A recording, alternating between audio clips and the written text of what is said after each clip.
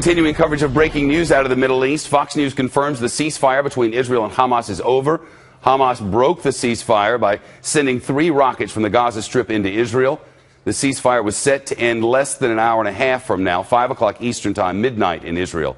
Let's bring in Michael O'Hanlon, Senior Fellow and Director of Research for the Foreign Policy Program at Brookings Institution. I guess this isn't all that big a surprise. The Palestinians, specifically Hamas, wants things and hasn't gotten things. Yeah, it's a good point, Shep. That may be a sign of defiance, really, on their part, because in practical terms, if the ceasefire was going to expire soon anyway, it may not really matter that much for the last 90 minutes, but they're sending a message. They're not happy, and making sure that people consider their demands. As you know, they want rights to move in and out, either via tunnels or ports and airfields. They want to have something that feels and looks more like a real country, even without waiting for a 2-state process to be negotiated. And so they're sending the world the message that they don't want to play by these rules, and they'll just stick a little bit of a finger in the eye. That's the most likely interpretation. Another one is that some splinter group launched these without permission or legitimacy from Hamas. Down the road, Michael, you see Israel losing some support around the world, especially in Europe, where there's been a lot of anti-Semitism that's raising its ugly head. Does Israel risk a lot more of this if it doesn't give to some of these demands, or is it on a clean footing? No, it's a good question, Shep. But I've heard other people speculate that maybe Israel actually has more room for maneuver these days because it doesn't depend on the United States quite as much as it once did. It has a lot more economic dealings, for example, with other countries, and doesn't need our $3 billion a year in aid quite as much as it previously might have.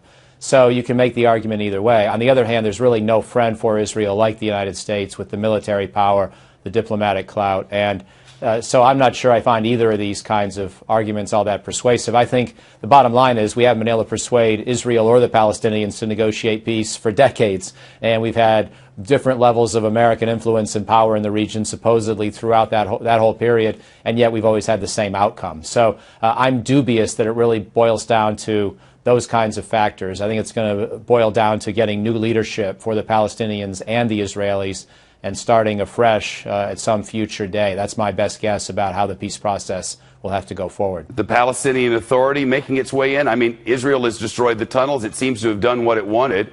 And why would it have to give up anything at this point if it doesn't want to? I mean, they got to be running out of rockets. Yeah, well, the problem is that nothing ever lasts in these ceasefires. That's why they keep lasting 2 or 3 years, and then there's a new fight, and then there's a new effort to negotiate. And meanwhile, maybe some new weaponry on both sides gets introduced. As you point out, we have 2 new kinds of weapons here, longer-range rockets for Hamas and a better rocket defense or missile defense for Israel. So people try their luck, hoping that somehow the change in technology or the change in politics will favor them more this time than last time. But it winds up having just a cruel repetitiveness. You know, it doesn't, people's aspirations that the next time is going to be different are never really borne out. The only real hope to break out of this is to get back to the 2-state solution. But unfortunately, I'm not sure these current leaders can do it. The humanitarian crisis, though, unfolding in the Palestinian, in the Gaza there, and fixing it is going to be really hard if there's not a lasting ceasefire, isn't it?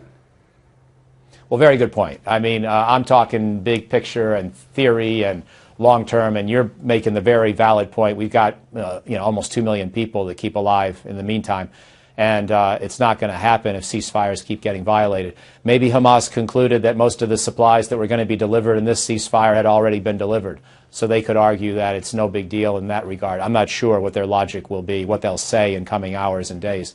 But the bottom line is Israel's not going to be particularly inclined to keep going back to ceasefires if they can't trust Hamas. So your point's valid. It's a shame, and it's very sad to know how many civilians are suffering. Michael O'Hanlon from Brookings. Michael, good to see you. Thanks.